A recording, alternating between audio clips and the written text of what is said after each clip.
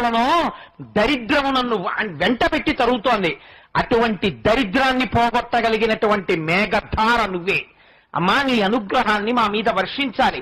మాకున్న దరిద్రాన్ని మేఘముతో పాటు గాలి వస్తుంది, తృణములను దూరంగా కొట్టిబారేస్తుంది. అలా నువ్వేం చేయాలో తెలుసా అమ్మా? దుష్కర్మ ఘర్మమ పనీయ చిరాయ దూరం.